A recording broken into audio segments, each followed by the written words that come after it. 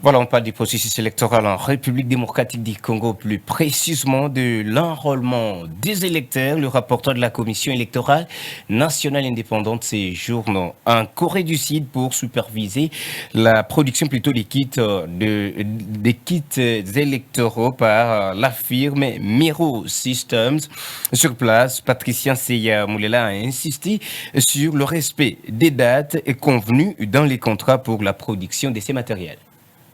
En ce jour à Séoul, en Corée du Sud, où elle séjournait pour la supervision de la production de kits devant servir à l'enrôlement des électeurs, la carte d'électeur et les services connexes, le rapporteur de la Commission électorale nationale indépendante, Patricien Seya Moulela, a présidé les mardis 6 septembre une réunion de travail au siège général des Miro Systems, la firme sud-coréenne qui produit ce matériel. Séance tenante, les techniciens de cette société ont fait une démonstration de la chaîne des étapes à remplir pour la production de ce que sera la prochaine carte d'électeur en République démocratique du Congo. L'occasion était propice pour l'envoyé de Denis Kadima d'insister sur le respect de dates convenues dans les contrats pour la production de kits, étant donné que cette institution d'appui à la démocratie, seule habilitée à organiser les élections en RDC, n'a pas une minute à perdre. Comme vous le savez,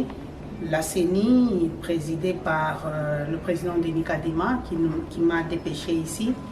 est en train de travailler sur base de sa feuille de route. Nous voulons respecter notre feuille de route, nous voulons organiser les élections dans le délai et les élections sont précédées par l'opération de l'enrôlement et de l'enregistrement des électeurs, non seulement parce que Miro était meilleur par rapport au prix ou aussi par rapport aux autres soumissionnaires, mais aussi parce que Miro nous a présenté une technologie très développée.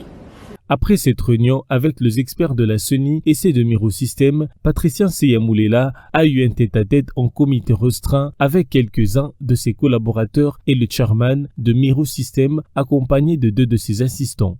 Le rapporteur de la CENI a ensuite visité les installations de la direction de Miro Systems. Il convient de préciser que la nouvelle carte intègre une nouvelle donne innovante qu'est l'iris, ou la reconnaissance au moyen d'yeux, une prouesse que seul Miro Systems a pu intégrer dans son offre à la CENI.